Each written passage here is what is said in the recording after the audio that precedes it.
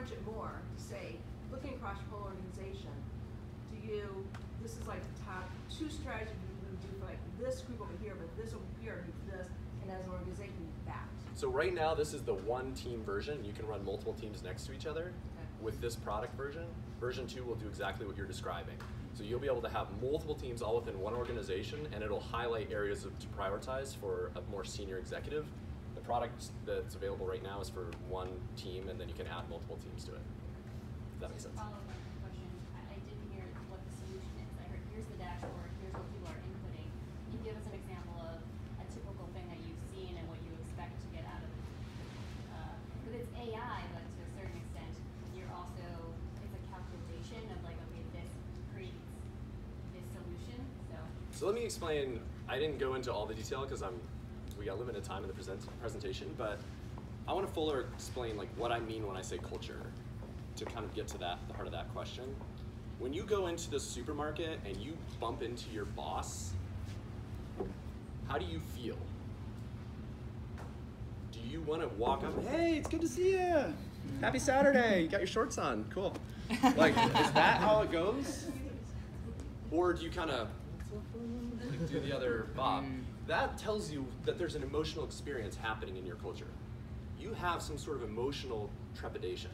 So what this product does is it goes through a journey of asking different questions over the course of 3 months. And those questions are meant to get to the heart of that. Why is it like that? As people answer those questions, they see other people's experiences. And in that way, they have the opportunity to learn for themselves how these interactions could be improved. Yes? Is a good culture kind of like maybe one team will want to behave one way and another team another? Like, what if I don't want, like, what if the culture is really good, like people are happy here, but they're not really productive? I'm trying to find my clicker. Yeah. So that's what I was trying to get to here, right? We don't have to force everybody to be one team. Like, think about an organization where you have a sales team, an HR team, a marketing team, an engineering team. You want them to be a little bit different. Like, you want a sales team to be really extroverted. So this product has an extroversion program. It makes people more outgoing. It asks questions that just incite creativity and outgoing personalities. And then it has one that's more about focus. If it's an engineering team, you want your people to be more focused. You want them to be a little bit more disciplined. You want them to be a little bit quieter and just work as on a project. You can aim them in that direction. Is your product scalable? Yes, it is. What do you mean by that? Scalable?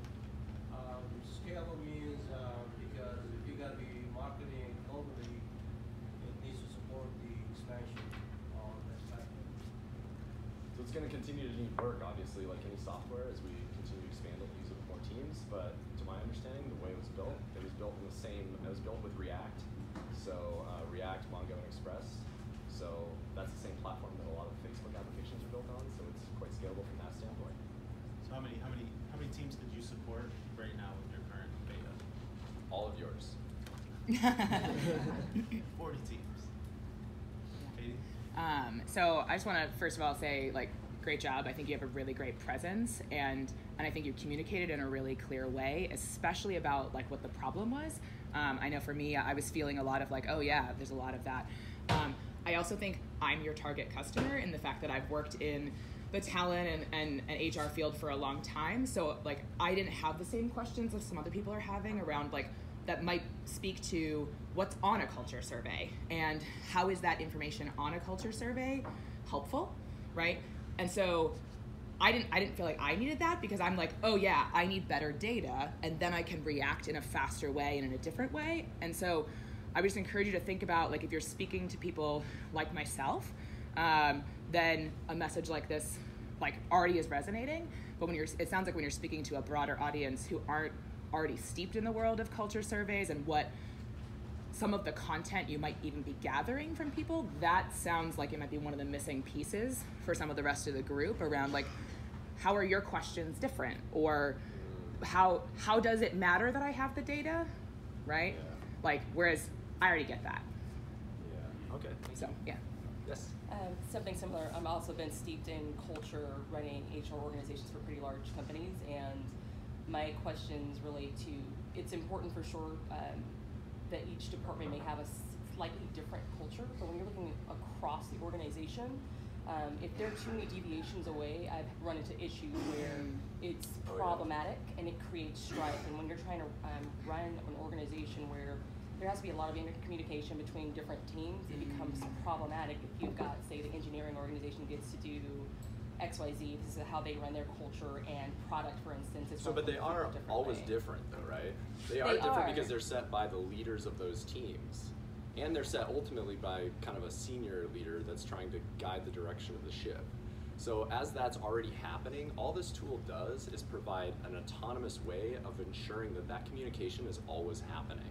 So that there's always interaction between managers and each one of the individual team leaders. They always are getting that information, because otherwise you end up with squeaky wheel syndrome, where there's one or two people on a team that are always making a lot of noise, and they're the ones that the leaders and everybody start to orient to, instead of listening to everybody else in the audience. So there'll be a member of the team that's really quiet, but they're the one that knows all the answers, and no one ever asks them, so they never talk, and they sit there and they feel disappointed, and eventually they leave the company. I've seen this happen many, many times. I've also seen programs where we tried to do this through manual intervention. We worked with teams that were trying to change this, and then as soon as we, the consultants, left, guess what they did? Yeah. Yeah, and then they fired the people that we were working with that were trying to do the change. Why? Because they stuck their head up. Yeah. And it's risky to do that. It takes a lot of political capital to step out and say, we should change our culture around here. Leaders, Yep. this is a way that you can actually do it with software. People are able to just share those perspectives in a safe and anonymous way at their team level. The only reason, again, that we do it at a team level is just you can keep the scope under control. It also is really useful for an enterprise because you don't have to roll it out enterprise-wide. You don't have to do this. You can do one of these. Just test it. Just do it with one team. Try that, one team. And if it works with one team, then someone else is gonna say, well, we want that in our team, and let them pull it. We trying to do these large programs, this is really destructive for these cultures. It's really dangerous. I think it actually destroys harmony in organizations, and I'd like to see them stop. Yeah, they're not personalized. Needs to be personalized. Yeah. Did you have a question? Yeah, two actually. One, what's your revenue model? Okay. The revenue model is right now based on credits. So when you're an administrator, you just buy credits right inside the app using Swipe, and then you use the credits for each one of these that you want to start. One credit buys one team. Okay. So then inside the team, the surveys are unlimited, but you're buying the teams. Nope, there's one survey for one team, I see. and Okay. they pay per survey. Yeah, so it's interesting, right? Because it puts friction at the point where you want to scale, right? When you monetize that way. So essentially, what's happening then is I need to decide as a people leader: do I want to do this for all my teams, or just the teams I have budget for? Oh, maybe we won't pull everyone on, and then your impact as a product mix corporation is smaller because you're not able to scale out across the organization. Yeah, and I've been trying to figure out how to manage that. So there've been a couple discussions about that, but as far as I can see, I mean, my thought was I want to make it very easy for somebody who has any kind of budget and has an impetus to do this to try it. Right. And then if we can make it an enterprise-wide solution, of course we would probably go with a different pricing model. Yeah, there's not like a great easy answer to it, but it's just an interesting like Well, where the price friction sits. It's also easy for me from a marketing standpoint because I can give away one survey very easily and just say, hey, try it right now for free. Boop, and then they're in and they're using it. Right, and then you plan on using it, yeah. And then once, if you can get them on the So, hook. it's something thanks, else. that's helpful. And then I think the other thing I was curious on, it looked like on your dashboard you were driving direct quotes through, but anonymized direct quotes. Is that kind Yep. of the way the feedback works, or do you have an abstraction layer for some categories, or how does it? Oh, here? Yeah. So this is just a pure insight about, this is just all the responses from that question. I see. So we set it up like the glass door approach, so you have to Yep. answer in order to get in. Right. So nobody can see your response unless they have already responded. Yep. So that's the only level of curation that's happening here. Of course, if we did an enterprise level solution, say like in version 2 or 3, you would probably start to parse these conversations off into areas that make more sense. And eventually the organics of the organization would drive where the teams actually are. That's right. Okay.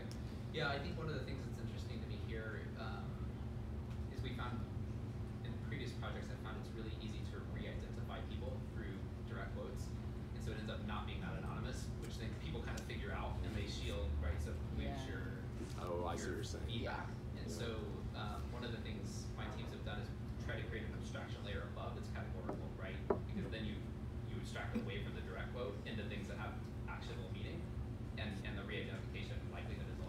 well, so I've thought about that, but I think the actual long-term journey of this is eventually people activate their personas.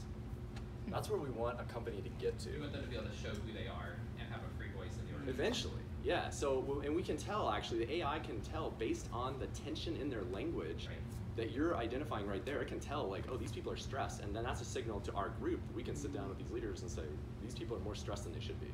There's something going on here.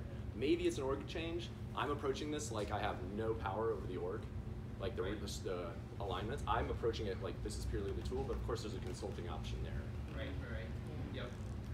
Yes? So I just want to say, I've done some work in Israel, and I think it's a good idea in terms of, I know what you're saying, that some people will want to shield the true self because they maybe not as forward as other people, but seeing other people share may encourage them to share if they feel the same. So I think the idea of sharing experiences is actually a good one, because I think you would want people that may not have been able to speak up before, but seeing somebody else speak up with a stronger sort of sense of self-personality will then encourage them to say, well, yeah, I haven't been happy and this is how things can be improved. So I guess it's a good thing, because like prior to that you wouldn't see the answers from your teammates. So you may actually create a more bonding experience within the team and more cooperation long term. That's how I see it. Who in here has a team of more than 10 people or 20 people, right? In their current organization? Sarah, I know you do, right? I guess it depends on how you define it. All right, so based on what she said, if you saw other people responding to a specific response or question, would that incline you to actually want to respond because you see other people responding to it based on what she just mentioned? Maybe. Okay. Yeah. So, just to clarify, the category of the question wasn't around what was possible or likely or best case scenario, because I actually agree with all of those points. It's around the quality of your data, right? And especially your first round of data, if that's what you're hinging your scalability on inside your organization, is the ability to deploy one team, get high quality data, and make change. The question, I think, is how do you get the best quality data? Yeah, and to some extent, I'm relying on my expertise as a former strategy consultant. I interviewed thousands of people over the course of that journey, so I've learned a lot of techniques about asking good questions to really get good insight. And having worked with this AI for the last year, I've also seen how it changes me. I've had personal experiences working with this AI that have really changed my perspective of myself, so I believe it can work with other people too. Did you have something you would say?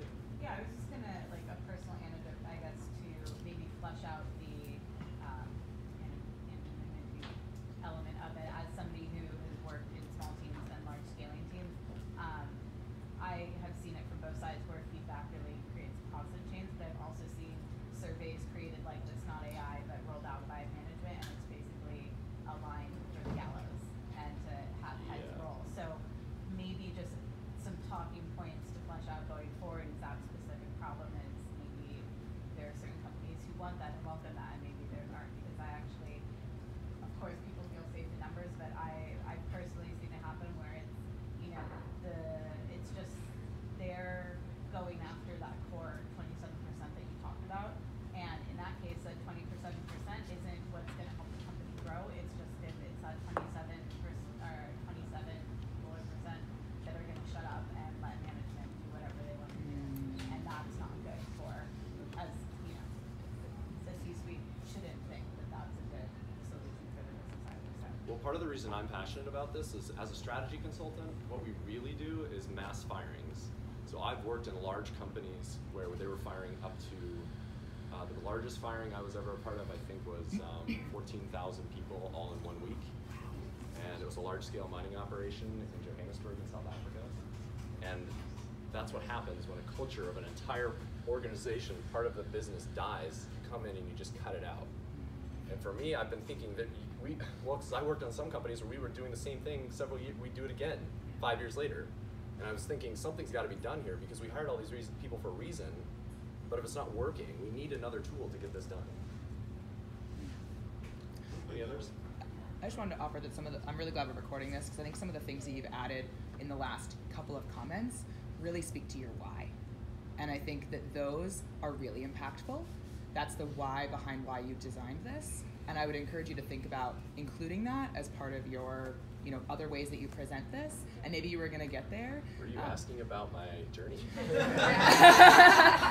I don't even think we need all of that, really. Like, I think that there's been these really beautiful sound bites where I think you like dropped in a different way. And I think you've been very present this whole time. But there was a couple of these last comments where it was like, that. What you just did there was like, that's what we need behind kind of what is this tool, because that's the whole reason why you did this, right? And I think you need more of that in here.